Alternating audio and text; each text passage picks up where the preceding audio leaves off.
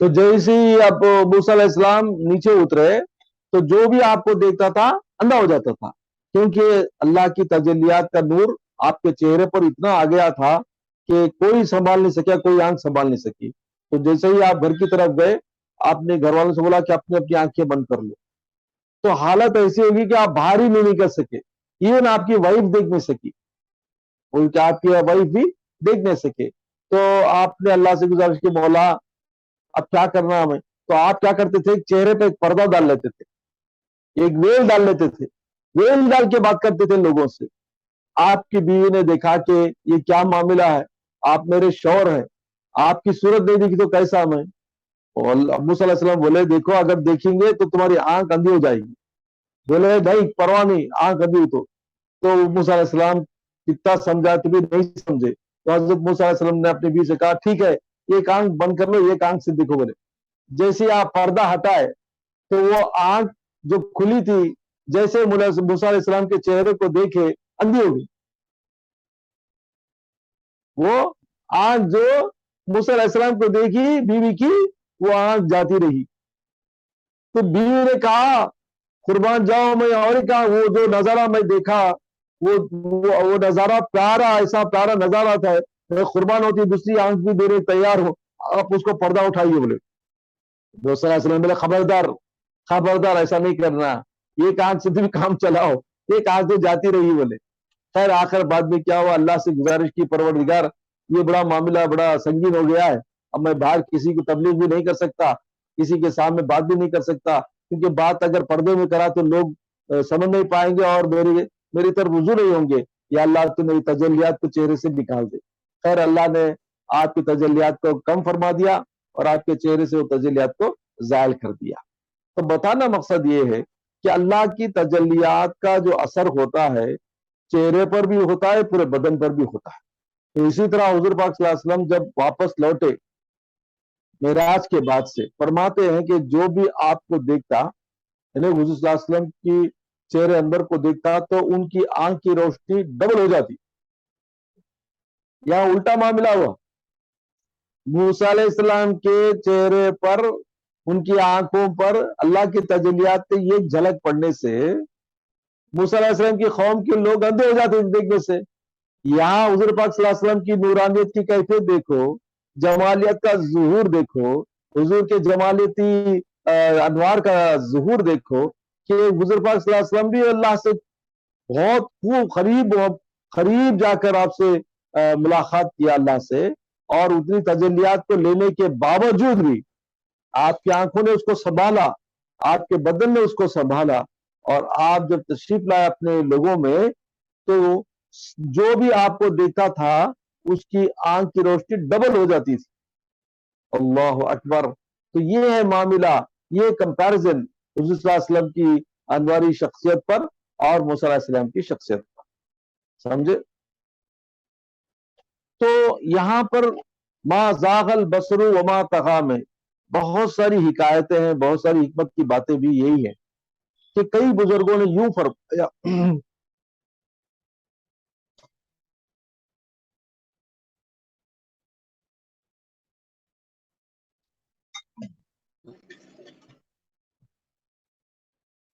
کہ اللہ تعالیٰ کے جو قربت کی جو حالت ہے، قربت کی جو حالت ہے، اس حالت میں اللہ کے اطراف بھی نظارے ہوں گے، نہیں ان نظاروں کی طرف ہمارا، اب کہاں بھی ہم گئے تو کیا کرتے ہیں، کوئی نئی جگہ جاتے ہیں اب ادھر ادھر ادھر ادھر دیکھتے ہیں، سینٹر میں بھی اٹریکشن تھا لیکن پوری چیز دیکھنا چاہتا ہے میں، ایسا نہیں کرے حضور صلی اللہ علیہ وسلم، کیونکہ آپ کا فوکس اور آپ کی جو جستجو تھی صرف اور صرف اللہ کی ذات کا دیدار تھا۔ تو اس طرح سے حضور صلی اللہ علیہ وسلم کی محبوبیت اور قربیت اور اللہ سے محبت کی جو انتہا ہے اس کا انداز اس آیت سے آتا ہے کہ ما زاغ البصر وما طغی، آپ کی فوکس، آپ کی بصارت، آپ کا دیکھنا اور آپ کا صرف اور صرف دیدار کرنا جو مقصود تھا وہ اللہ کی ذات مقدس تھی۔ اس واسطے آزو بازو کے نظارے آپ کچھ بھی نہیں دیکھ پائے، نہ دیکھ سکے، دیکھنے کی آپ کو ضرورت ہی نہیں پڑی۔ ایک طریقے کا ایک مفسرین کرام کا ایک اوپینین ہے. دوسرا اوپینین یہ ہے کہ حضور صلی اللہ علیہ وسلم کی جو ملاقات کا جو منظر ہے، یہ منظر کیسا ہے؟ کسی کے گھر کو آپ ایک بار گئے، کسی کے گھر کو ایک بار گئے تو آپ کو پوری چیزیں نہیں رہی، آپ پورا اپنا چہرہ اپنی آنکھیں پھیلا پھیلا کر ادھر ادھر پوری چیزیں دیکھتے. اب جو اگر بار بار گئے تو بار بار اگر جاتے آتے رہے تو آپ کو کیا پھر ویسا دکھنا پڑتا؟ آپ نہیں دیکھتے نا، کیونکہ آپ نے دیکھا ہوا ہے، ساری چیزیں ایسی جگہ ہے سو ویسے ہی جو آپ نے دیکھا ہے. اور ایک بار آپ نے دیکھ لیا، دو بار دیکھ لیا، تین بار دیکھ لیا تو پھر بار بار اپنی آنکھ ادھر ادھر نہیں پلٹتی. آپ دیکھتے کسی سے؟ جو وہاں پہ ان سے بات چیت کرنے کے لیے، ان سے ملاقات کرنے کے لیے فرسٹ ٹائم بھی ملاقات کرنے آئے، لیکن فرسٹ ٹائم ملاقات کرنے والے کے ساتھ ساتھ آپ نے کیا کیا؟ سارے ادھر ادھر پلٹ کے چیزیں دیکھے، ان کے گھر دیکھے، کیا کیا سجا کوئی دیکھے، کیا شو کیس میں ہے دیکھے، کتنے لائٹیں دیکھے، کیسا فین ہے دیکھے، کیا یہ سی دیکھے. یعنی ہماری آنکھ آزو بازو کی چیزوں کی طرف پلٹتی ہے. حالانکہ ملنے آئے ایک شخص سے، لیکن پوری چیزوں کو دیکھنے کا ہماری آنکھ چاہتی ہے، اس واسطے ہم دیکھتے ہیں. سمجھے نہیں؟ فرسٹ ٹائم گئے، سیکنڈ ٹائم گئے ٹھیک ہے دیکھتے، لیکن جب بار بار جاتے ہیں تو ہماری آنکھ ایسا نہیں پلٹتی. ہماری آنکھ صرف فوکس ہوتی ہے ملاقات کے لیے، دیدار کے لیے، یا کوئی چیز ہمیں کسی سے ملنے آئے ان سے ہمارا مقصد ہوتا ہے تو ان سے ہم بات کرتے ہیں. سمجھے نہیں؟ اسی پوائنٹ کو لے کر تمام ایک گروپ آف مفسرین کرام فرماتے ہیں کہ اللہ تعالیٰ سے یہ تو انہی کا مقام تھا، وہاں آتے جاتے تھے. حضور صلی اللہ علیہ وسلم کئی بار معراج ہوئی، اللہ کی دیدار آپ کو ہوئی، تو پہلا دفعہ تو ہوتی تو ادھر ادھر آنکھ بھٹکتی. یہ تو بار بار آنا ہوا محبوب کا اپنے محب کے پاس، تو اس کے لیے آپ کی آنکھ کیوں جھپکے گی؟ آپ کی آنکھ ادھر ادھر کہیں کو بھٹکے گی؟ یہاں سے وہ پوائنٹ لیتے ہیں. یہ راز کی بات ہے. اکثر اب افسر کام اوپنلی نہیں بولتے، میں بول دیا. تو گویا کہ یہ ایک طریقے کا ایک خیال ہے، یہ ان کی طرح اوپینین ہے. خیر واللہ عالم. لیکن اس کے آگے جو کچھ ہوا، اس کی جو تفصیل ہوئی، اللہ تعالیٰ کے پیارے حبیب نے فرمایا کہ اللہ نے آپ کو چند چیزیں معراج کی رات عطا فرمائی. چند چیزیں معراج کی رات میں آپ کو اللہ نے عطا فرمائی. پہلی چیز کیا ہے؟ 5 وقت کی نماز. اللہ نے فرمایا اے میرے محبوب، آپ کو 50 وقت کی نماز دی جاتی ہے آپ کی امتیوں کے لیے. آپ 50 وقت کی نماز لے کر آپ جب اترے نیچے تو موسیٰ علیہ السلام نے فرمایا اے یا رسول اللہ کے دربار میں گئے، تمام مالکوں کا مالک ہے وہ، اور آپ کو اللہ نے کیا انعام دیا؟ تو حضور صلی اللہ علیہ وسلم خوشی سے بولے میری امت کو اللہ نے 50 وقت کی نماز عطا فرمائی. 50 وقت کی نماز، اللہ اکبر. آپ نے فرمایا میری قوم کو تو میں صرف 2 وقت کی عبادت کے لیے بولا تو وہ بھی نہیں پڑھ سکے، آپ کی قوم 50 وقت پڑے گی. جاؤ آپ جا کے واپس اس کو ریڈیوس کر کے لاؤ، اس کو کنسیشن لے کے آؤ. حضور صلی اللہ علیہ وسلم دیکھیے میرے سے سینئر ہیں، حضرت موسیٰ علیہ السلام پہلے سے ایکسپیرینسڈ ہیں. تو آپ نے کیا کیا؟ موسیٰ علیہ السلام کی سجیشن پر واپس گئے، مولا میری امت کے لیے زیادہ ہو جائے گا، تھوڑا کم کر دے. تو اللہ نے اس کو 5 کم کر دیا. پھر 45 لے کے واپس آئے. پھر موسیٰ علیہ السلام پوچھے 45 سے نہیں ہوگا، تمہاری امت نہیں کر سکے، جاؤ واپس. تو ایسا 9 ٹائمز آپ جاتے آتے رہے. تو 9 5 45، تو 50 سے 45 ریڈیوس کر کے 5 وقت کی نماز بولنے کے بعد اللہ نے فرمایا میرے پیارے حبیب آپ کو میں نے 5 وقت کی نمازیں آپ کی امت کے لیے دے دی ہیں. یاد رکھیے یہ 5 نمازیں بھی اگر آپ کی امت کوئی امتی پڑھے گا یا پڑھے گی تو اس کے لیے 50 نمازوں کا ثواب دیا جائے گا. اللہ اکبر. یہ کسی اور امت کے لیے یہ تحفہ نہیں تھا، کسی اور امت کے لیے اللہ نے اتنا بڑا انعام نہیں دیا. یہ ایک عبادت کرتے تھے، ایک ثواب ملتا تھا. یہ ایک اللہ کی عبادت کرتے تھے، ان کے لیے ایک ہی ثواب یا اس کا جو اجر ہے اس کو لکھ دیا جاتا.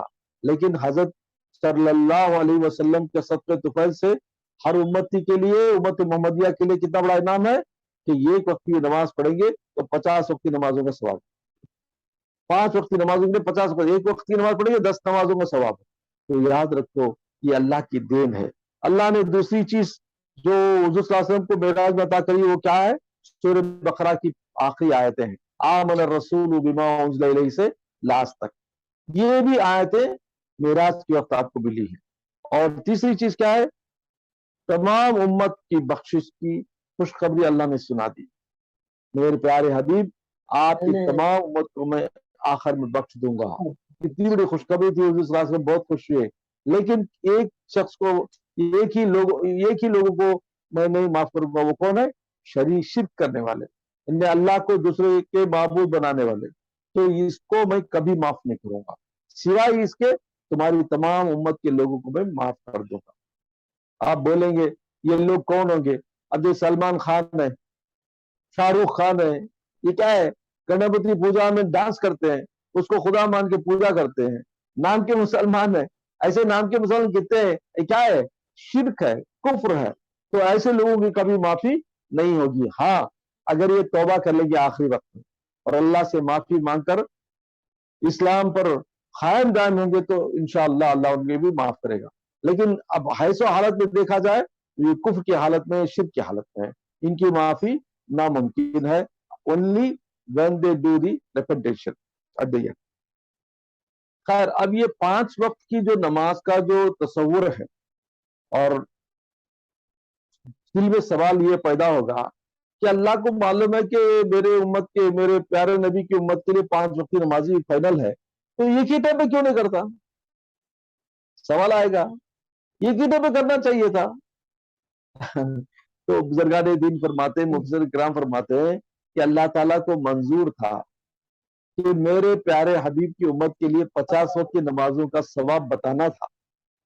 अगर एक टाइम पे 5 देता तो 50 कैसे होते? नहीं होते ना। तो 50 का पहला ऑफर देकर 5 कम करके फाइनली फर्स्ट जो ऑफर दिया उसी पर टिकना, ये अल्लाह की बड़ी देन है, ये अल्लाह का बड़ा करम है। बताना था कि उम्मत मोहम्मदिया के लिए अल्लाह का दिन कैसा है। 50 को फिक्स करके 5 कम करते, इवन 5 रुपए भी पहला ऑफर वैलिड बोल के अल्लाह ताला ने उसको कायम किया। ये अल्लाह की बड़ी मोहब्बत का एक अंदाजा है जो अपने प्यारे हबीब की मोहब्बत से हमको मिला। सेकेंडली, फरमाते हैं कि अल्लाह ताला को अपने महबूब का बार बार आना, बार बार तरसना। जैसे एक बच्चा अगर लाड़ से प्यार से आता है, अब्बा बाबा अभी दो, बाबा बाबा अभी कम करो, तो इस तरह से हुजूर सल्लल्लाहु अलैहि वसल्लम की मोहब्बत में अल्लाह ताला अपने नबी को बार बार देखना चाहता था, बार बार उनकी मांग को सुनना चाहता था, बार बार उनकी मांग पर उनको देना चाहता था। तो इस तरह से अल्लाह की लाड़ और प्यार का एक नजारा हुआ।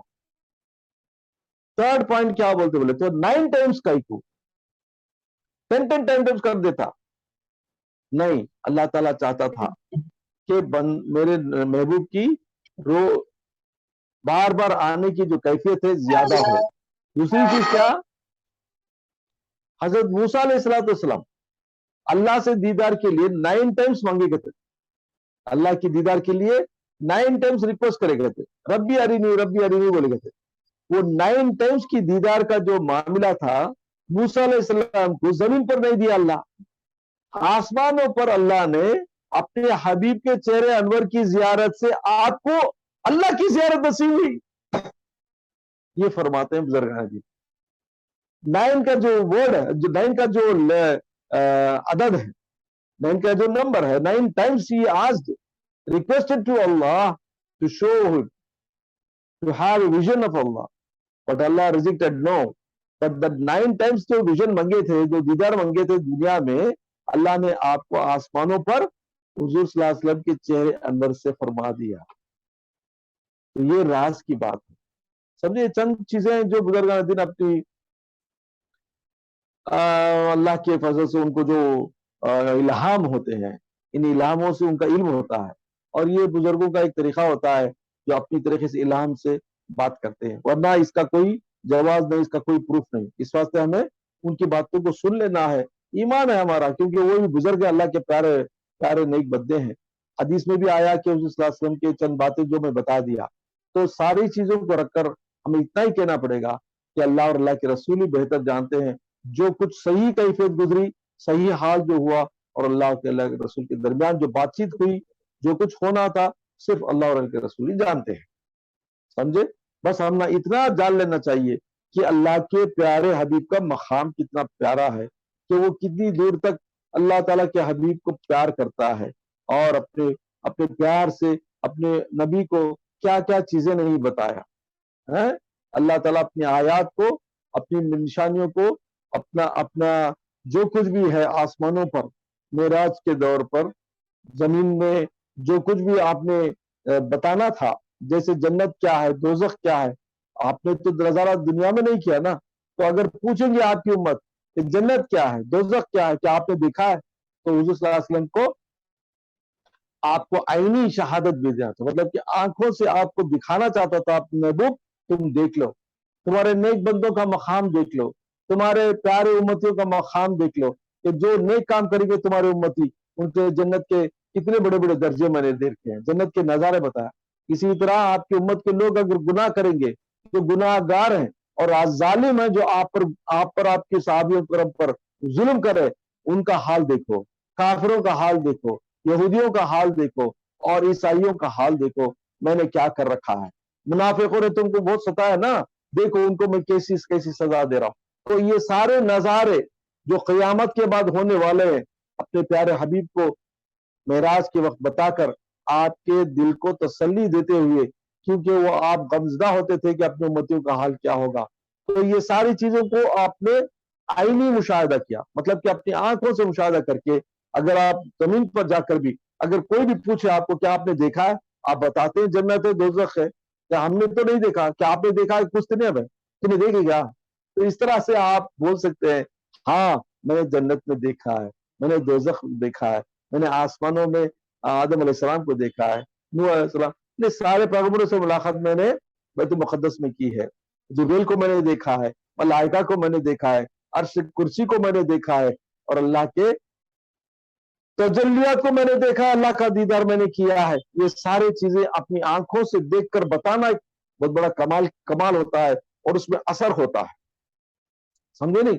تو اس طرح سے اللہ تعالیٰ کے پیارے حبیب کو اللہ نے معراج کے دور میں، معراج کے سفر میں ساری چیزوں کا مشاہدہ کر کے اللہ تعالیٰ نے اپنے بندوں کے لیے ایک شہادت مشہود بنا کر، آپ کو شاہد بنا کر، انہیں دیکھیے وٹنس کی طرح دنیا میں پھر سے تبلیغ کے لیے ایک پاورفل میڈیا بنا کر اللہ نے ہمارے لیے حضور صلی اللہ علیہ وسلم کو معراج کا سفر عطا فرمایا، تاکہ ہمارے دل میں کوئی شک و شبہ کبھی نہ ہو کہ میرے حضور اس طرح باتیں بولتے ہیں، کیا حضور دیکھے کیا؟